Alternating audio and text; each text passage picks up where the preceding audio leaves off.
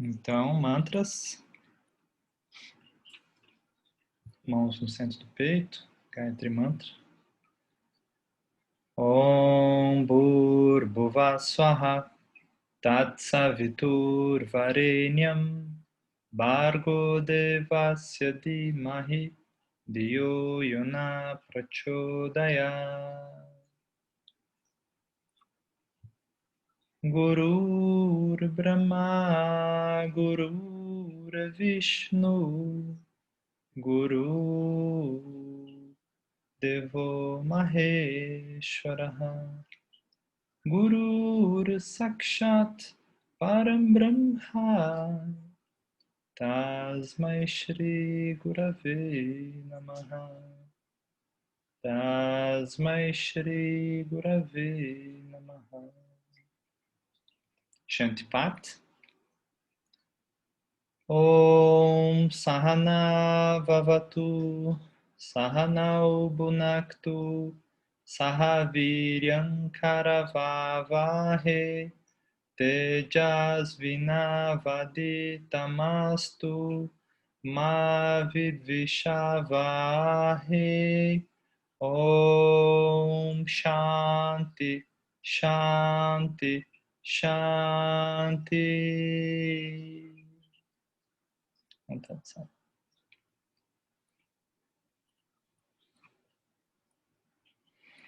Vamos lá, então. Quero dar só uma contextualizada, né, na cultura planetária. A mitologia mais antiga que a gente tem de culto a qualquer divindade, né, ela remonta sempre a um culto a uma grande deusa. Então, essa estátua de uma mulher, né, cheia de seios fartos, gordura, né, que traz assim acolhimento, alimentação, abundância. É uma imagem de uma estátua, talvez a mais antiga que esses historiadores já têm encontrado até hoje. Acharam numa caverna, né, numa tribo na região da Europa ali, né? Então, quando você vai estudar xamanismo, culturas tribais, a gente sempre encontra um culto à terra, né? Pachamama, Mãe Terra, Gaia. E então esse culto ao feminino, à grande deusa, né? Seja na forma da terra, seja na forma do alimento, seja na forma, né, da mãe, é o começo da espiritualidade da humanidade. Depois é que veio o culto ao Pai Céu. Era a Mãe Terra e o Pai Céu. E com o desenvolvimento da cultura, a racionalidade, o patriarcado, as divindades femininas foram ficando em segundo plano e as divindades masculinas foram ganhando o cenário, né? Enfim, a gente tem no nosso inconsciente aí toda a questão da Inquisição, a caça às bruxas, né? A destruição do paganismo, né? Que ainda tinha algum lugar para o culto ao feminino. Mas eu queria trazer essa questão da mãe divina, né? Antes mesmo de chegar no hinduísmo, porque essa palavra, né? Ma, essa sílaba, ma, ela é universal. Então, em 98, 99% das culturas que os estudiosos já chegaram, mãe começa com essa sílaba, M, né? A palavra mãe. Então, mama, mãe, é até um, um jeito que, como se a gente estivesse traduzindo o chamado da criança, né? Chamando a mãe, vai ficando um M, né? E esse som na terapia corporal, o som ma,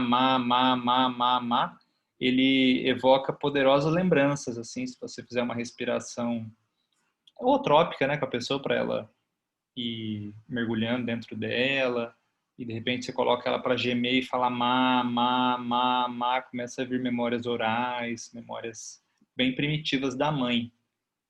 Então, de matéria, né, de mãe, mater, maternidade, que também é Maia, né? Então vem tudo dessa mesma raiz. É disso que a gente está falando, né? Mas esse culto a essa grande deusa natureza, ele foi se desdobrando, né, em outros aspectos da própria deusa. E o Navaratri, especificamente, que é esse festival que a gente vai falar aqui, ele é um culto a um lado guerreiro da deusa, né? A um lado de uma deusa que luta e que vence, né, uma criatura nefasta, né? Uma tradução aproximada é um demônio, mas é um asura, é diferente um pouco de demônio, vou explicar por quê. E essa daqui é a Durga, né, que é uma manifestação dessa grande mãe, com 10 braços, às vezes 8, às vezes 10. Cada braço traz uma arma, né, e cada arma simboliza um aspecto dessa força que ela traz, né? Então é um culto do feminino. Na Índia são muitas e muitas devis. Então Devi é o feminino, é como se fosse deusa, né, a tradução. Tem muitas formas da mesma deusa. Então aqui ao redor você está vendo outras formas da deusa. O Navaratri, especificamente, então traduzindo seria Nava 9, né, e Atri noite. Então tem o Shivaratri, tem o Navaratri. Ele tem, se eu não me engano, são 4 ou 5 por ano, Navaratris, mas o mais popular, o mais comemorado, né, o mais que as pessoas mais participam é esse, que vai acontecer agora, começando no sábado, né, dia 17. Então são 9 noites, uma novena, né? 9 noites de austeridades, 9 noites de oração, de púdias, né, de oferecimentos, 9 noites de celebração também, e o 10º dia, que é considerado o dia da vitória, né? Então, é o dia de celebrar a vitória sobre o mal. E aí, nesse Navaratri especificamente, é consagrado 3 dias a Durga, que é essa primeira que eu mostrei, né? Com as armas. Depois, 3 dias a Lakshmi, que é essa aqui do canto, em pezinha com os lótus, Mahalakshmi ou Lakshmi. E os últimos 3 dias consagrados a Sarasvati, que é essa de branco aqui com a vina, que é esse instrumento na mão. E aí o 10º dia, né, Vijaya Dashami, dia da vitória. Então, quando a gente olha para um festival como esse, né, o Govinda vai esclarecer mais a gente de alguns aspectos aí da Índia, é importante você entender que não tem assim uma comemoração, vamos dizer, unificada. Cada região da Índia comemora de um jeito, no leste é de um jeito, no sul tem outras tendências. Então, é um festival, assim como o Natal, que a gente, sei lá, era para comemorar o nascimento de Jesus, a chegada da estrela de Belém, a gente comemora com o velhinho de vermelho. Então, o aspecto cultural ele vai se sobrepondo, né, nas festas e vai se regionalizando também. Então, isso também acontece assim com o Navaratri. Então, eu procurei aqui estudar assim, um aspecto bem mitológico mesmo desse festival para a gente ver a essência do que ele significa. Tá? Então, já trazendo um trecho aqui do Sai Baba, né? Então, Durga, Lakshmi e Sarasvati, com sua potente energia transformadora, foram capazes de vencer o ego, derrotando os 6 inimigos do homem, instalados em sua própria consciência interna. São eles. Então aqui ele coloca 6 que são equivalentes às 9 matrizes do eu inferior, aos 7 pecados capitais, né, que é a nossa sombra. Então aqui ele coloca a luxúria, o rancor, a avidez, o apego, o orgulho e o ciúme, como as imperfeições. Essas características primárias denigrem o homem, impedindo sua caminhada rumo ao autoconhecimento, rumo à expansão da consciência.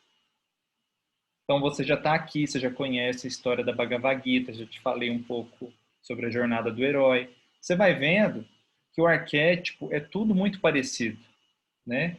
É a derrota do mal, é a reconquista do território perdido, é a superação através da virtude, né? A superação dos vícios. É da mesma coisa que a gente está falando, só que agora enfatizando um aspecto do feminino, né? Algumas alunas vieram me falar, Léo, a Bhagavad Gita não fala nada da Shakti, não fala nada do feminino, das Devis. Então, não há essa ênfase, né, na Gita especificamente. Mas o Shaktismo, que é essa área do hinduísmo que cultua as Devis, que tem escrituras também sobre as Devis, tem até, estou aqui na mão, ó, a Devi Gita. Devi Gita. Então tem a Bhagavad Gita, tem a Devi Gita, a canção da deusa. Então tem para todos os gostos, né? E para quem estuda o tarô, esse lado da força feminina, né, que domina a fera, está na carta a força, né, a carta 9. 9 ou 11? Não, é 11. Que aqui mudou. Que é uma figura feminina que domina tranquilamente a boca de um leão, né? Então, a gente normalmente está acostumado a ver São Miguel, São Jorge, né, matando o demônio e tal. Então, aqui a gente está vendo uma outra representação. No catolicismo, esse aspecto guerreiro do feminino ficou meio de lado. A gente só vê santa com a mão assim, ou com crianças, ou com Jesus no colo. Então, o catolicismo ele excluiu um pouco esse lado guerreiro, esse lado conectado com a terra, esse lado do feminino forte.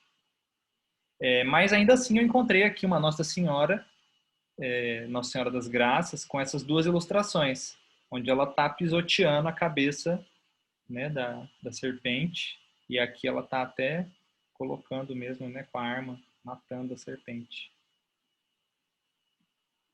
E no culto africano, né, a gente tem Yansan, que é uma orixá guerreira, né, que tem armas, que é brava, né, que se manifesta.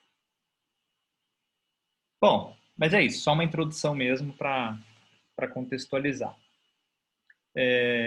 Então, esse aspecto, né, do hinduísmo, que a gente chama de Maya, que é tudo aquilo que nossos sentidos captam, é Maya, que é o universo, né, o universo material, a energia que move o universo, né?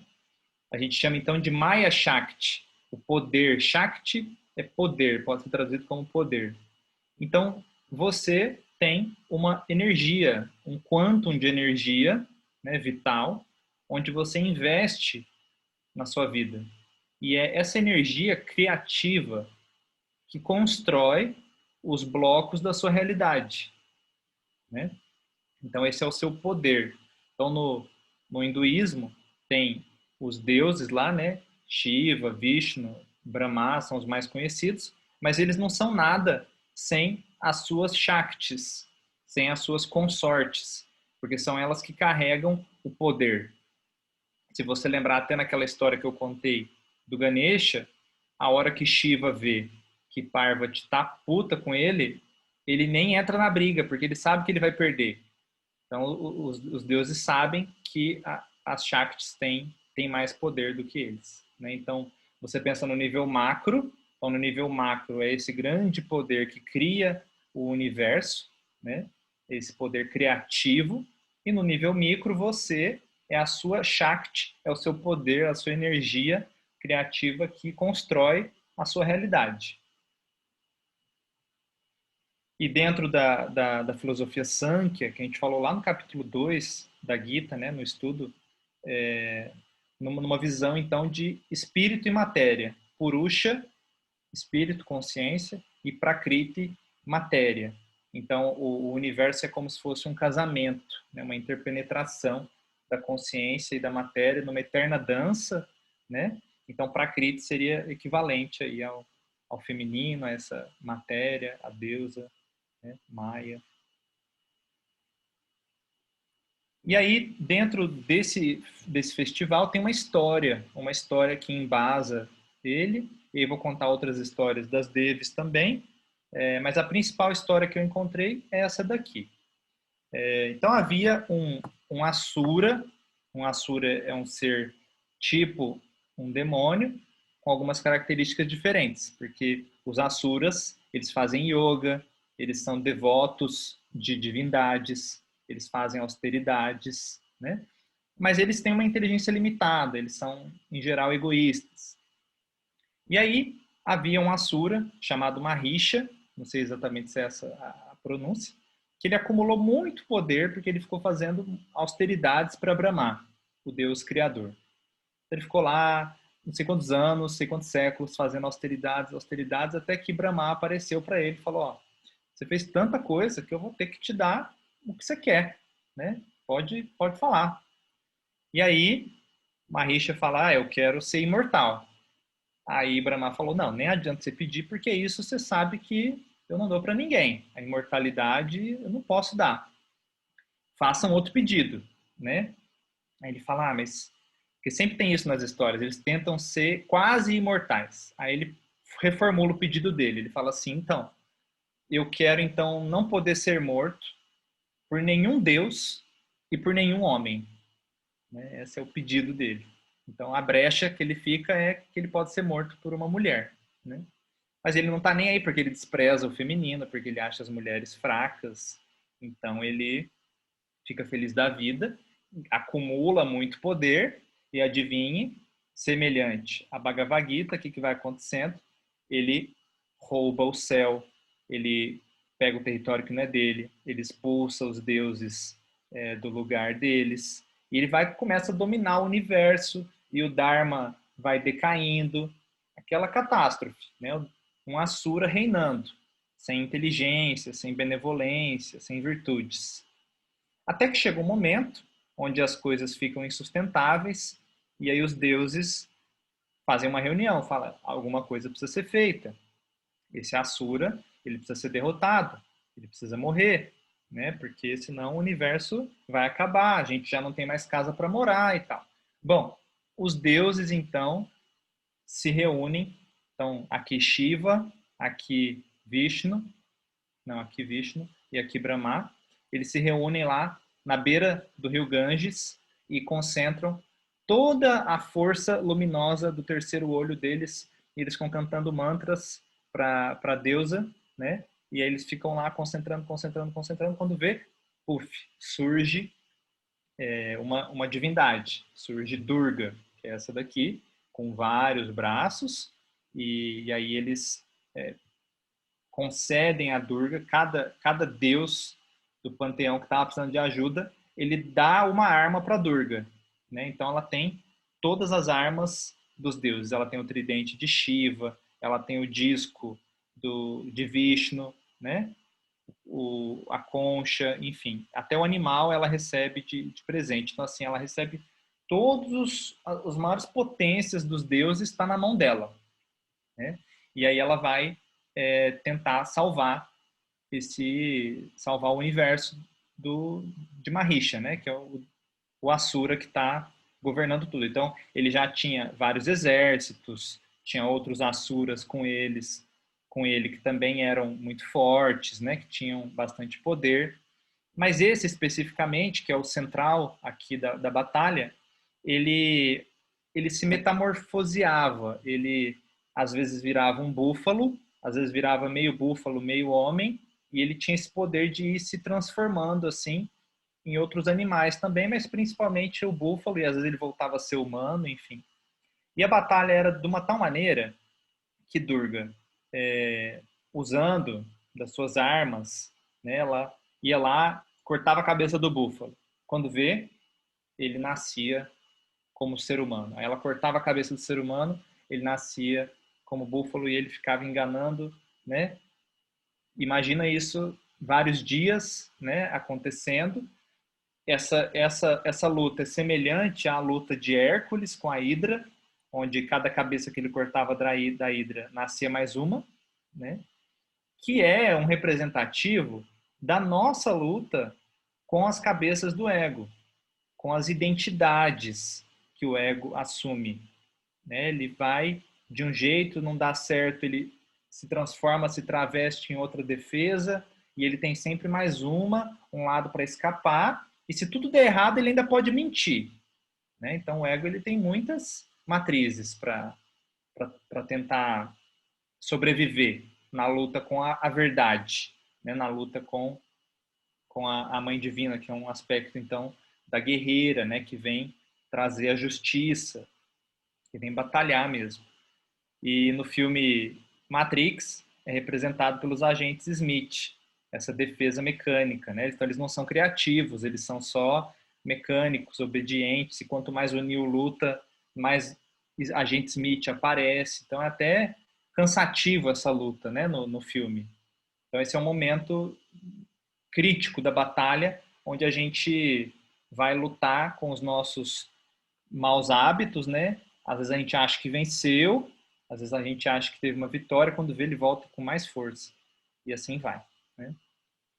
Bom, para piorar um pouco a situação, tinha ainda um outro demônio lá, que eu não sei aqui o nome de qual, um outro Asura, que cada gota de sangue dele que caía no chão virava outro demônio.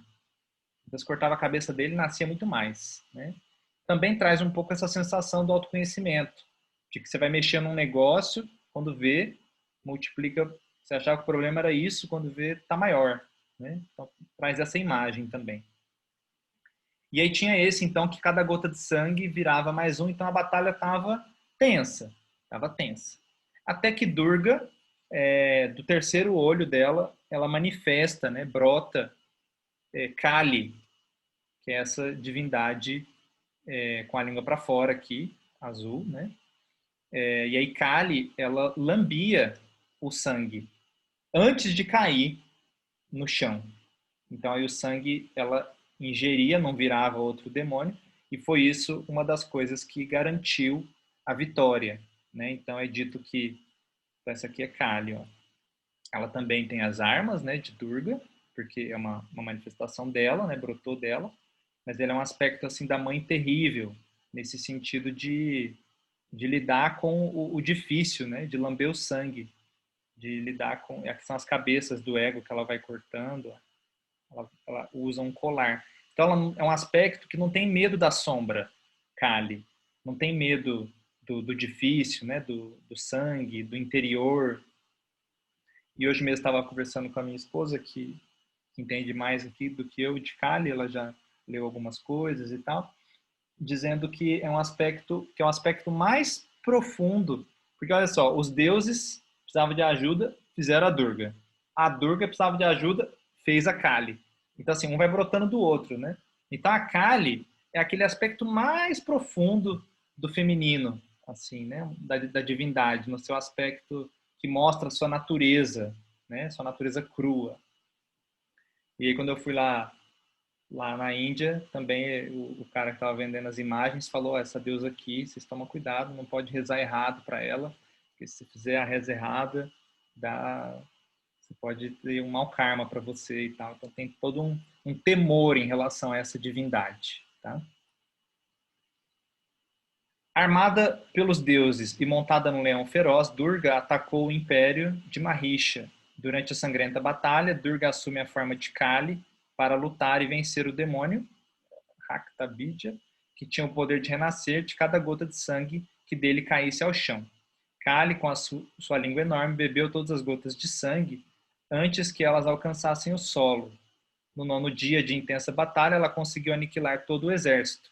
E no décimo, num dia de lua cheia, ela finalmente mata-o. Então, aí algumas ilustrações. Dá uma olhada nessa ilustração aqui, ó, que ele está saindo de um búfalo. Né? Então, ele, cada hora, se metamorfoseava. Essa aqui também já mostrei.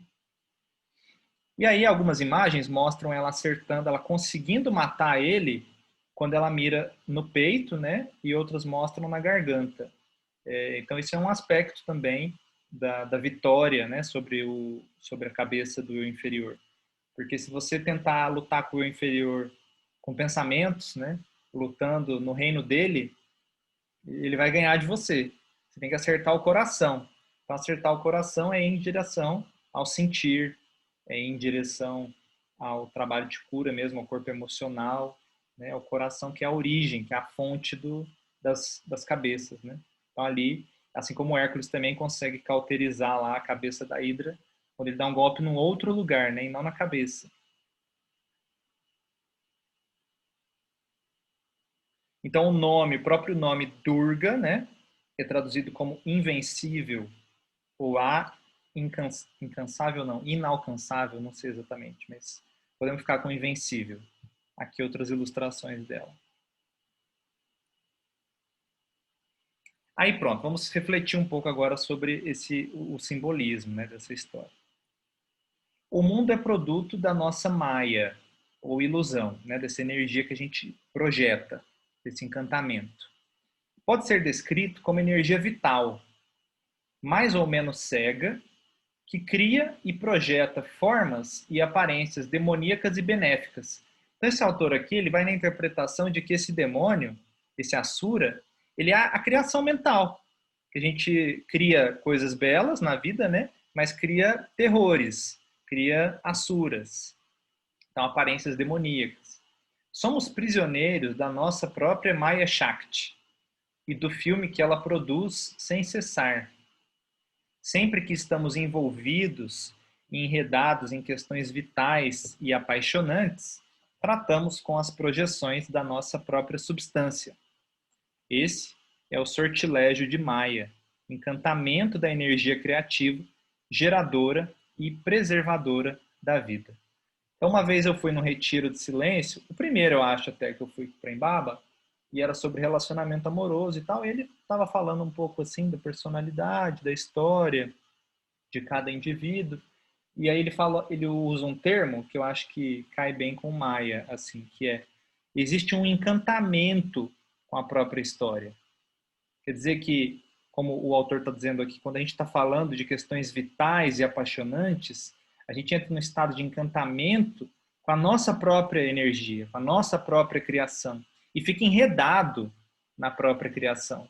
E depois ela fica tão forte que você fica até refém dela, né? Que é quando o Asura ele vai ganhando poder e conquistando a sua vida, conquistando os espaços da sua vida.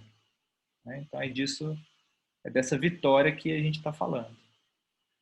E aí, dentro do hinduísmo, né, tem então os casais cósmicos, né? Então Shiva é o parceiro de Durga, Brahma aqui é o parceiro de Sarasvati e Vishnu o de Lakshmi, né?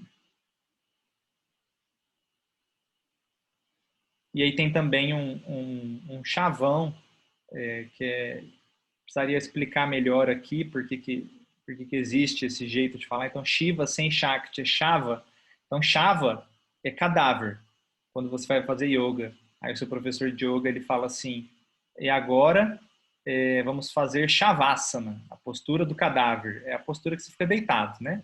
Então, é dito que Shiva sem Shakti é Shava, no seguinte sentido, de que a consciência, né, Shiva, é o espírito, é a consciência. Sem o poder da Shakti, ele é cadáver, né? Ele não se move, ele não tem capacidade ativa, né? A Shakti que torna tudo vivo, os seres vivos, a consciência viva. A Aline perguntando, Shiva não é com Parvati? Então, aí é que você vai estudando as metamorfoses, assim, não sei se eu posso usar essa palavra, das deusas, mas Durga e Parvati seria a mesma, assim. Não sei quem saiu de quem, mas são várias histórias, tá? Então, está fazendo referência à mesma deusa. E aí, os 3 dias do meio são dirigidos a Lakshmi, ou Mahalakshmi, que é a deusa da riqueza, da abundância. Então, veja só que ela, com uma mão, né, ela recebe as moedas, no pote ela doa, né? Ou o contrário aqui, não sei, não dá para entender bem o movimento, mas tem essa questão do dar e do receber. E ela é considerada a deusa da boa sorte, da saúde, né? Ela tem muito a ver com um aspecto bem material assim da vida mesmo, né? O aspecto dos recursos, roupa, alimento, casa, vida em família, né? Casamento, todos esses aspectos da abundância, né? Da riqueza, da prosperidade. E também com as nossas virtudes. Então, se a gente pegar essa ilustração do Navaratri como uma representação do próprio caminho espiritual. Então, depois de batalhar, o lado guerreiro, batalha com a sombra, quando você obtém uma vitória sobre o ego, você também vai colher depois uma virtude, você vai estar fortalecendo uma virtude sua. Então, Lakshmi são as virtudes, é o positivo, né, da vida, tudo que traga a sensação de recurso e riqueza, né? E aí existe até uma história que eu conto no módulo de prosperidade, né, para meus alunos, que era assim: essa aqui é Sarasvati, que é a próxima que eu vou falar, e essa aqui é Mahalakshmi. Então, diz que o discípulo queria aprender o segredo da prosperidade, porque o mestre dele não faltava uma moeda para ele. Quando estava acabando, quando veio aparecer mais dinheiro, alguém vinha, dava. Um belo dia ele falou: mestre, eu sei que eu vim aqui para aprender sobre chakras, sobre meditação, mas eu preciso te perguntar, né, como é que você está sempre rico? Nunca te falta nada, né? Eu preciso aprender isso também. Aí o mestre fala para ele: olha, eu vou te contar o segredo, né? Dentro de cada ser humano existem duas devis, duas deusas. Uma é Sarasvati, a deusa da sabedoria. A outra é Mahalakshmi, a deusa da riqueza. Se você fizer oferendas para Mahalakshmi, ela pode te abençoar ou não, porque um dos nomes de Lakshmi é a instável, né? A instável. Tem muitos nomes as deusas. Agora, se você fizer um culto, se você cultuar a sabedoria, que é Sarasvati, você vai deixar Lakshmi enciumada. E aí ela vai querer a sua atenção. E ela vai começar a jogar moedas na sua frente para você voltar a fazer o culto para ela. Então, quanto mais você cultua a sabedoria e procura o conhecimento, mais o Lakshmi vai tentar te puxar e vai te dar riqueza para você cair, né, e voltar a cultuá-la. Então, esse é o segredo da prosperidade. Essa é uma história. Então, Lakshmi tem a coruja, né, o animal dela. Então, cada Devi tem o seu veículo, né, o seu animal. E aí, os 3 últimos dias é de Sarasvati. Então, Sarasvati significa aquela que flui. É a deusa, então, das artes, né, do conhecimento. Esse branco que ela veste representa a pureza da mente, a mente que já foi purificada e está estabelecida na virtude. Então, é uma mente pura. Essa mente, sim, está disposta ao conhecimento, né? Na mitologia, é ela que entrega o alfabeto, o alfabeto dos deuses e também para o ser humano, né?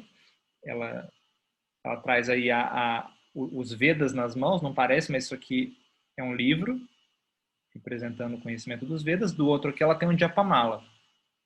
E a Vina, que é esse instrumento que é considerado um dos primeiros instrumentos, né, do ser humano, e que toca as cordas do coração, faz o som do Om, e representa toda a devoção, né, que surge. E aí ela tem como animal o cisne, aqui embaixo, que na mitologia ele é considerado um animal que representa o discernimento, porque se você misturar água com leite e der para o cisne, ele consegue beber só o leite e deixar a água lá.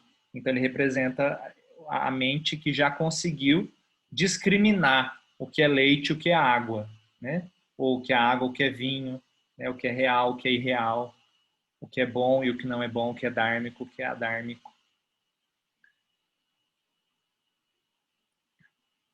E aí quero ler aqui alguns trechos, e aí eu já abro para o Govinda falar, que eu já estou em cima da hora aqui. Vamos ver o que o Prem Baba fala aqui sobre Sarasvati. Então, é dito que Sarasvati mora na ponta da língua. Ela surge quando o amor pode se manifestar através da fala. Quando isso acontece, a fala se torna um instrumento da sagrada sabedoria. É quando o silêncio se transforma em palavras através da compaixão. E essa compaixão faz com que a divindade encarne na Terra para poder remover as trevas da ignorância e reestabelecer o Dharma. Para que Sarasvati possa se manifestar através do seu canal, é necessária a purificação da fala. Isso acontece quando você se liberta da necessidade compulsiva de mentir. O vício de falar mentiras está a serviço de reafirmar a grande mentira sobre quem é você. É uma distorção do poder do verbo, que surge da necessidade de reafirmar a falsa ideia de eu. Ou seja, esse poder é utilizado para agregar valor a essa ideia. Quando puder se libertar dessa compulsão, você estará retirando o impostor do trono onde deveria estar sentado a mãe Sarasvati. Então, na ponta da língua, né, o trono de Sarasvati, mas tem um impostor, né, um demônio da maledicência, o demônio do correio da má notícia, o demônio da fofoca, da crítica. Então, Sarasvati é quando a gente recupera esse poder, essa Shakti também, né? Uma das Shaktis é o poder do verbo. Então, ela está ligada assim, a toda a questão do conhecimento e do estudo, né? Por isso que eu tenho uma aqui do meu lado, junto com os livros, né? Aqui junto. E aí, uma historinha sobre Sarasvati.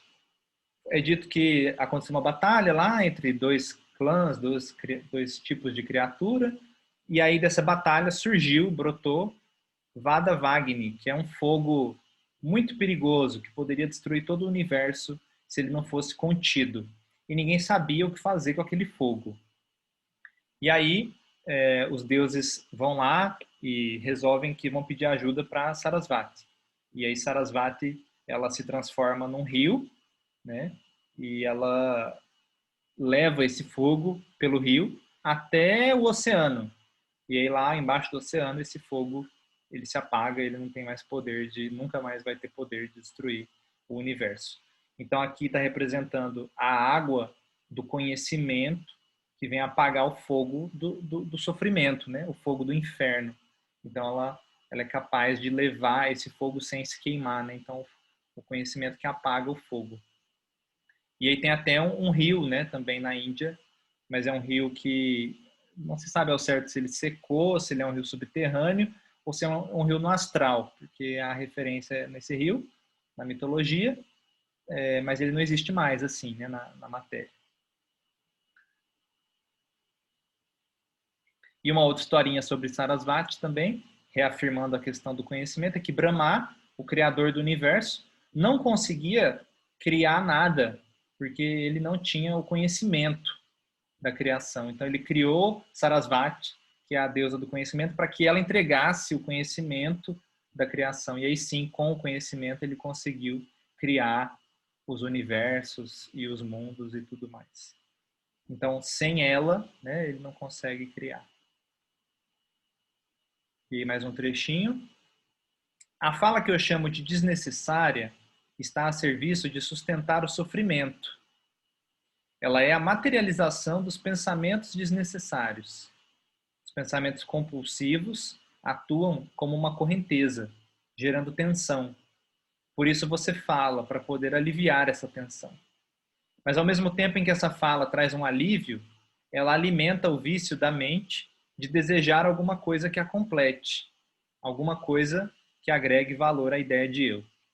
Na medida em que ampliar a sua percepção e puder observar os pensamentos, você compreenderá o que eu estou dizendo. Todas as trilhas que se repetem na sua mente são estratégias do seu falso eu para conseguir energia. Você está o tempo todo planejando como ser visto, importante, especial, respeitado e considerado. São esses os pensamentos que se transformam em palavras. Então, quando pode se libertar dessa compulsão, que muitas vezes também se desdobra em comer, comprar ou fazer compulsivamente, você abre espaço para que a sagrada sabedoria possa se expressar através de você. Ou seja, você coloca o seu instrumento físico a serviço da sabedoria. Assim, você fala somente o que é necessário, somente o que serve ao propósito divino de estabelecer harmonia e união. Então é isso, meus alunos, são 3 dimensões do feminino, né, que são exaltadas, que são louvadas nesse período. É um momento onde você pode fazer austeridades, tendo em vista, né, que o tema geral, se você for ver dessa guerra, é o masculino distorcido que ganhou poder e que aí vem um feminino potente para conseguir reestabelecer a ordem do universo. E que esse feminino potente não tem a imagem de uma santa branquinha sem força, não. Tem a imagem de uma guerreira, né, com a arma e a bênção de todos os deuses masculinos, né? E aí sim ela consegue superar, né, o demônio que estava fazendo estrago aí, né, no universo, que, né, na analogia, são os vícios que fazem estragos na nossa vida. Né? Então agora eu vou abrir para o Govinda falar, para ele complementar e corrigir qualquer coisa, qualquer imprecisão que eu tenha dito. E aí também dizer que eu vou mandar lá no grupo os mantras, quem quiser fazer assim um aspecto específico, né, dessas deidades. Então tem um mantra para os 3 dias, né, vai mudando.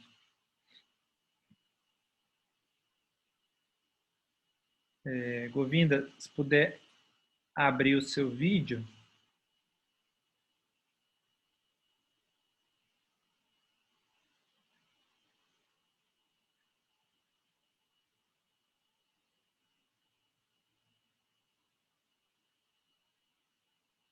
Ah, tá aqui. Agora o som. Não, ainda não estou ouvindo. Você tem que. Isso aí. Agora fala. Tá ouvindo? Pronto, agora sim. Então pode falar aí, Govinda. Então, Namaskar, boa noite a todos. Só fazer um pequeno mantra aqui para acessar o Shastra, né, as escrituras. Omagyana Timirandasya Jana Jana Sarakaya Chakshu Miritandjana Tasmai Shri Gurave Namaha Namo Vishnu Padaya Krishna Preshaya Bhutale Srimati Parangatiti Swamini Namine Hari Sankitanu Rubitampaya Evahi Prabhupada Priti Karaya Pranamamite Om Satyavrata Vidimahi Premarupaya Dimahi Anoguru Prachodayate Satyamaha Prabhu Kidio. Então, eu só vou mesmo, por questão até de tempo também, né? Porque a gente encerra aí às 21 horas, se eu não me engano. Então, assim, entrar no contexto assim do acreditar e acreditar, né? Porque quem acredita, acredita. E os Vedas, ou a cultura védica, é uma coisa muito realmente de acreditar. Né, como Krishna fala na Bhagavad Gita, vamos chegar ainda, vocês vão chegar aí no 18º capítulo, a conclusão do Bhagavad Gita, né? Savadama Parityajya Manekam Sharanam Braja Ahantam Sarvapapebhyo Moksha Shamima Chuchaha. Então, a tradução desse verso, Krishna fala, né? Simplesmente abandone muitas designações, seu intelecto, suas convicções e se renda a mim, né? Então eu te libertarei, eu te darei moksha, liberação, eu te darei compreensão. Então, hoje existe toda uma situação de não rendição e de muito relativismo, né? Cada um tem sua verdade, cada um tem sua maneira de ver as coisas, né? Existe toda uma confusão de imposições, de superioridade, inferior, e cada um querendo mostrar seu ponto de vista.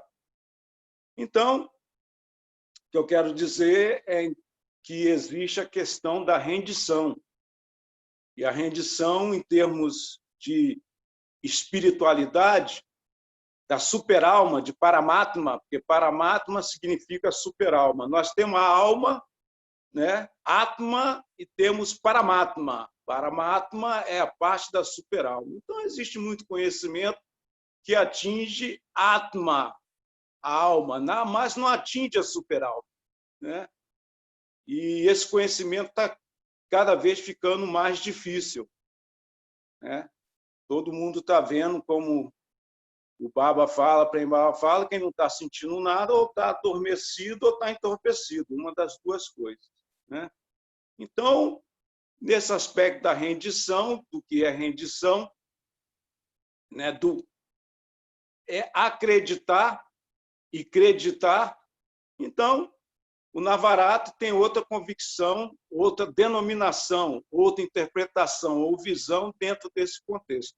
Então, um pouquinho de tempo que resta, falar assim que o Navarrete é o festival do feminino, é o maior festival assim da Índia, que é 9 dias, 10 dias, né, com o Dia da Vitória, e não é só a vitória de Durga sobre Mahishasura, né, mas também a vitória de Rama sobre Ravana, né, a encarnação de Narayana sobre Ravana.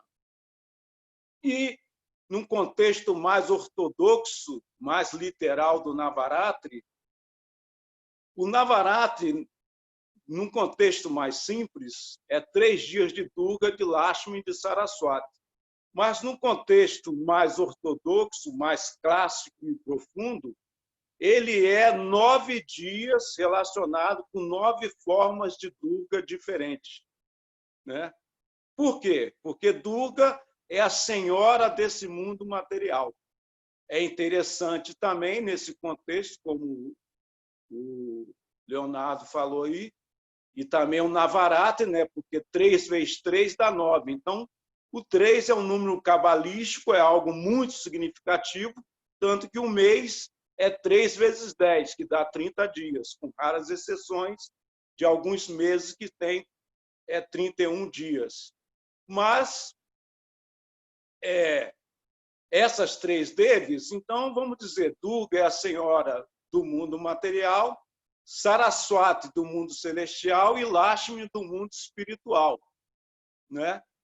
Embora também, se nós, como falei, é muito pouco tempo, o assunto é muito profundo, vasto, é um assunto relacionado realmente, literalmente, puramente ao sagrado feminino, que hoje é muito difícil de compreender, principalmente em culturas fora dos Vedas, porque existe um estudo de antroposofia, de história, etc. e tal, que os Vedas é uma das maiores ou a maior interpretação do culto ao sagrado feminino que existe, né?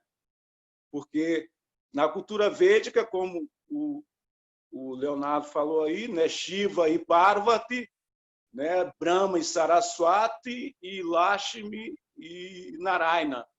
Então, não existe o aspecto de Deus separado de Devi. Inclusive, o grande mistério da espiritualidade, de acessar a verdadeira espiritualidade, é primeiro entender o feminino, para depois o masculino, que é uma lei natural. O primeiro contato da criança é com a mãe. Sem a mãe, você não sabe quem é o pai. Hoje tem teste de DNA, etc. Tal, mas eu sempre falo, se uma mulher ter relação com um homem e o homem ir embora, por exemplo, para a Alemanha, nunca que o filho vai saber quem é o pai, porque ele tem que ter algumas considerações, algumas informações da mãe para saber quem é o pai. Então, existe um mistério, que é o Shaktismo, os textos agâmicos que vêm antes dos Vedas, né? Que também pouca gente sabe a respeito, que diz que não tem como separar a questão do feminino do masculino, como o Leonardo também mostrou, é Ardhanaresha. Ardhanaresha é uma forma de Shiva, porque um sábio, existe uma história que apareceu um rishi, um sábio, e ele só queria adorar Shiva. E ele tinha muito problema em adorar Durga. Então, Shiva apareceu com a Ardhanaresha, metade Shiva, metade Parvati, né? Que, no caso, Durga é uma expansão de Parvati. E falou assim, não tem como separar a gente. Então, essas polaridades do masculino e feminino não tem como separar.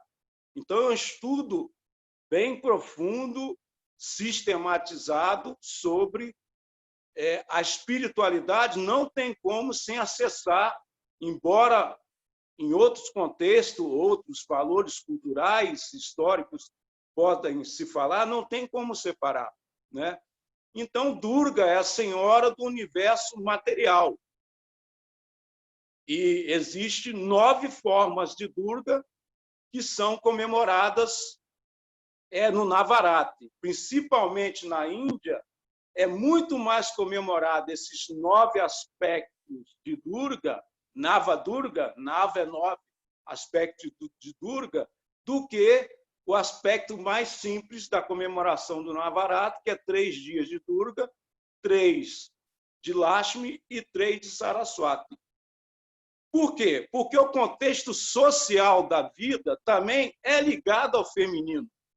Se a gente entrar em pormenores de entender o que é o feminino, porque hoje está até difícil, né? Como mesmo muitas vezes Prem Baba fala, os Vedas falam, etc. e tal. Então, está até um pouco difícil de entender, mas a questão social, a analogia, né? Uma festa, por exemplo, é uma balada. Uma balada, muita gente vai porque tem mulher na balada, né? Tem um feminino. O feminino é a Shakti, é o prazer.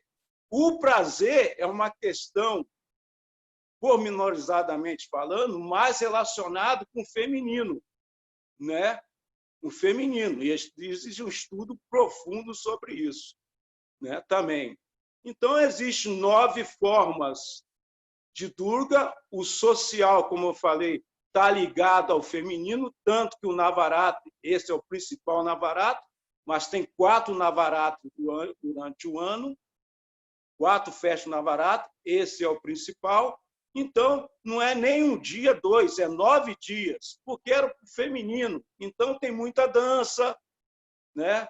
Na Índia, não é só venerado esses 3 aspectos da mãe, mas todos os aspectos de Devi, inclusive as Mahavidyas, que são 10 formas de Devi, né?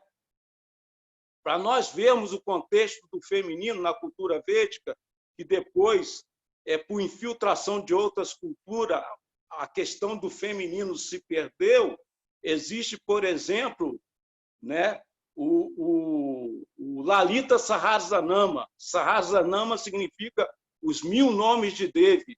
E é um dos textos mais lidos com frequência na Índia, que são os 1000 nomes de Devi, né? Porque, como o Leonardo também falou no começo, a questão da mãe. O mundo material, lá no início da palavra material, tem mãe. Então, toda a questão da matéria é a mãe.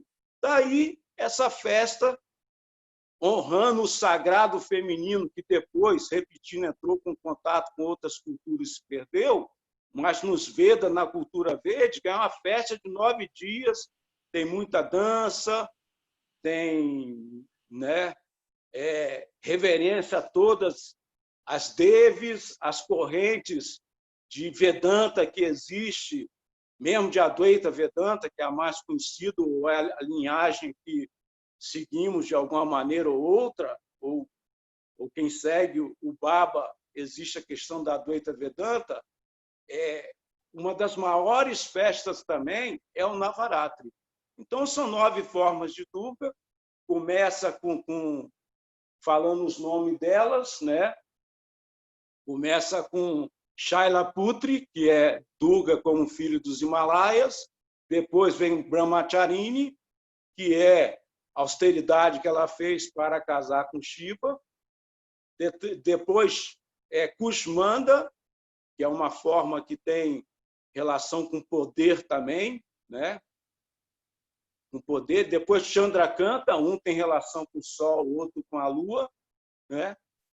Então, é a 4ª. A 5ª é Skandamata, então é Durga ou Parvati como mãe de Kartikeya, que é o primeiro filho de Shiva e Parvati, né? Então, é a 5ª. A 6ª é Katyayani, que é uma forma também de muito poder relacionado com os relacionamentos, é a 6ª. A 7ª é Kalaratri, que é uma Durga montada num jumento com cabelos todos soltos, que é a senhora da magia, a que retira os obstáculos, etc. Né? No caso, a sétima. A oitava é Mahagauri, que é essa Durga aí que o Leonardo mostrou no começo, que tem as 9 formas em volta e no meio tem que é de 8 braços. Mahagauri, que é inclusive a Durga que tem no Ashram, que a maioria, o Ashram em Nazaré Paulista, onde tem a Durga lá, é Mahagauri, é Gauri. Né? E a oitava, Mahagauri, né? E a nona e última é Siddhata, a senhora de todos os poderes místicos, que confere toda a benevolência, toda a auspiciosidade, que é a nona. Né? Então, esse festival é isso. Existe também, como eu falei, essas devas, elas interagem entre elas, há uma ligação, porque no plano do absoluto, da espiritualidade, existe o plano da unidade, né, de tudo. Daí também existe toda uma civilização, principalmente nesse ciclo que nós estamos passando, de separar a espiritualidade da matéria. Mas, no plano do absoluto, é uma coisa só. Né? É uma coisa que depende uma coisa da outra. Né? Então, Siddhidatri, ela dá todos esses poderes, né? Todos esses poderes místicos da vitória e etc. Então, nesse contexto, é isso, a energia feminina é que rege o mundo, é essa festa Navaratri, como eu falei, e é uma forma de acessar aí, esses arquétipos também que existem fora, mas existe dentro também. E, como eu falei, existe todo um contexto para separar a espiritualidade do contexto material, mas, no plano absoluto, existe uma unidade. Então, nessa unidade, no caso, por exemplo, nos 108 nomes de Lakshmi, se diz que Lakshmi é Durga e Saraswati, junto. Né? Durga, Saraswati e Lakshmi. Nos 108 nomes, Lakshmi Namavali.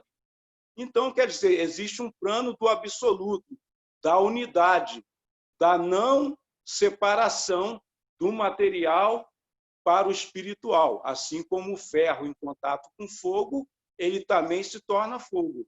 O ferro é uma substância muito densa, mas quando ele está em contato com fogo, ele se torna fogo. Então,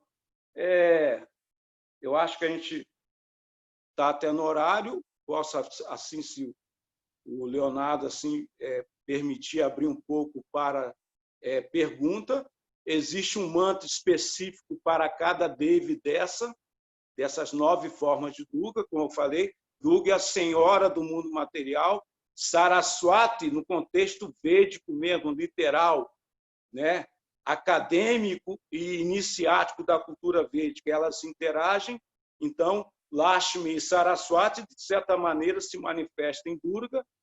Né? Como perguntaram aí, quando Durga está com Shiva, ela é Parvati. Quando ela está trabalhando, ela é Durga, porque nenhum paciente de nenhuma médica vai chamar a médica de amorzinho. Né? Quando a doutora, a mulher sai do seu esposo, vai para o trabalho, é doutora. Né? Ninguém chama, meu amor. Não, meu amor vai chamar os filhos, o pai, o marido. Né? Então é Parvati. Parvati, Durga, quando está com Shiva, não tem muito contexto da raça, que aí é outra história mais profunda, de um relacionamento de Durga com Parvati, embora seja a mesma pessoa.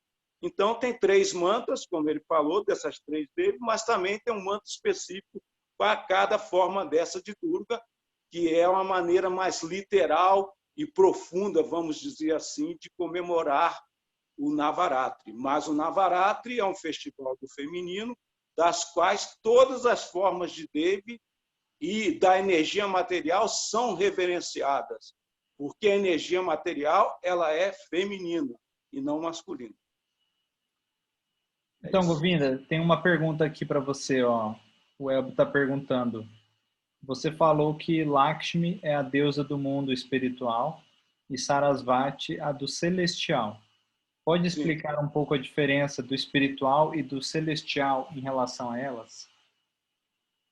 Bem, existe um contexto que dizem muito, eu estou falando assim, a ortodoxia, os shastras védicos. Então, existem três planos, né? Material, celestial e espiritual. Muitos, às vezes, analisam o celestial como espiritual também. Não está errado, mas eu estou falando assim, dentro, shastricamente falando, ortodoxamente falando, em termo iniciático e de um estudo dos Vedas, mesmo universitário, você vai ver. Existem os três, porque três é importante tudo. Três gunas, três doshas de Ayurveda, três partes do dia, manhã, tarde e noite. O mês é 3 vezes 10, que dá 30, né? Brahma, Vishnu e Shiva, Jesus, Maria e José. Tudo três. Tudo três. Então, existe o contexto mundo material, celestial, que são planetas superiores, onde você vive 1000 anos, 2000 anos, 20 mil anos, 30 mil anos, não tem doença, não tem velhice, mas ainda assim você se depara com Mrityu, a morte, né? Você morre, e o mundo espiritual. Então, na verdade, o Supremo ou a Suprema, ela pode entrar nos três níveis sem ser afetada. Então, mesmo Durga, Saraswati, se elas tomam conta do mundo material e celestial, não implica que elas não sejam transcendentais. Então, eu dou uma analogia para vocês. Um rei ou um administrador da prisão, ele entra e sai da prisão a hora que quer, porque ele não está sujeito às leis da prisão. Agora, um prisioneiro não, ele está na cadeia, tem que ficar lá. Então, essas deves, elas administram determinada parte do universo, desse contexto do universo como um todo, mas elas são transcendentais. É só uma questão de uma postura ou um posto para administrar, né? Então, existe, eu falei, essa subdivisão também do plano material, celestial e espiritual. Porque o conhecimento aqui na Terra é diferente. Conhecimento é uma coisa e sabedoria é outra. Ou seja, o conhecimento, a gente entra num contexto muito teórico e não prático. Tanto que muita gente fala, tem muito conhecimento, mas não tem prática, etc. Mas em outros planos, segundo os Shastras, os Vedas, o conhecimento ele é absoluto. O conhecimento já é a realização, já é a prática. Não é como aqui. Aqui existe uma divisão. Daí o mundo material. O mundo material é dual. Dia e noite, bonito e feio, vitória e derrota, e etc. Né? Então, é um pouco diferente. Mas, em outros planos, o conhecimento já é uma realização. Assim também como se você estudar o sânscrito, a língua que é falar dos mantras, existe o sânscrito depois da gramática de Panini, que está aí uma explicação também um pouco mais profundo e elaborado, e existe o sânscrito cósmico, universal, que é uma frequência de sons que ele, por si só, ele pode dar a realização para você. Você entender muita coisa ou você ver o teatro por trás da cortina, né? Ou seja, a ilusão de Maia, né, daquilo que é ilusório, se cai. Então, é esse contexto. Isso aí entra mesmo que fala lá no mantra Gayatri, né? Em todos os três mundos, terrestre, às vezes fala terrestre, astral e celestial. Astral existe no contexto mais do esoterismo e outras ciências, mas no campo védico mesmo, assim, dos Shastras, é o mundo material, celestial e espiritual. Porque astral também pode significar, em termos... porque o sânscrito também tem algumas palavras em português, em sânscrito não tem tradução, nem para português, nem para inglês, nada. Se você não vai entender, não vai entender. Como também certas palavras em português, em americano não entende, etc. Mas saudade é uma palavra que não existe. Em inglês, você tem que explicar muito para alguns amigos o que é, né?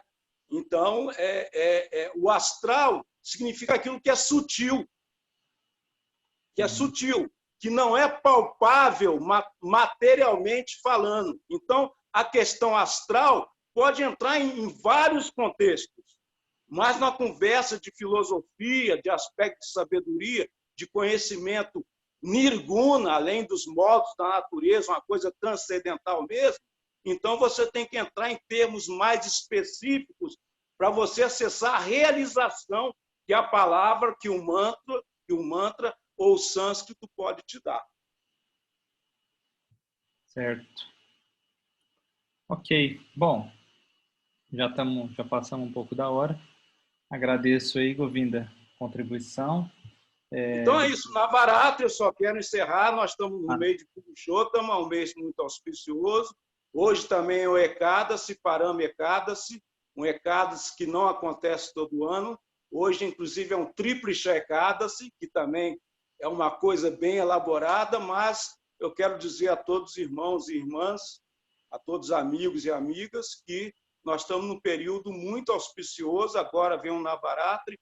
Então, se nós estamos tendo muitas aprovações materiais, etc., Deus também, a Deus está dando a misericórdia de muitas facilidades para que nós possamos avançar espiritualmente e avançarmos naquilo que realmente nós somos, porque de coronavírus, de doença, de velhice, acidente, todo mundo vai deixar esse mundo material.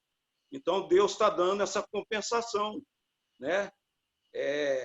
Como o Baba fala, o homem faz planos, Deus dá risada. Então, vamos na risada do Senhor Supremo que a coisa fica melhor. Maravilha, Govinda. Gratidão. Então, se você puder fazer o mantra de encerramento. Então, fazer um mantra de comemoração mesmo no Navaratri. Então, vamos fechar os olhos. Ya Devi Savabhuteshu Shantirupena Sanstita Namaste-asi, Namaste-asi, Namaste-asi, Namo Namaha. Ya Devi Savabhuteshu Nidrirupena Sanstita Namaste-asi, Namaste-asi, Namaste-asi, Namo Namaha. Ya Devi Savabhuteshu Siddhirupena Sanstita Namaste-asi, Namaste-asi, Namaste-asi, Namo Namaha. Namaste-asi, Namaste-asi, Namaste-asi, Namo Namaha.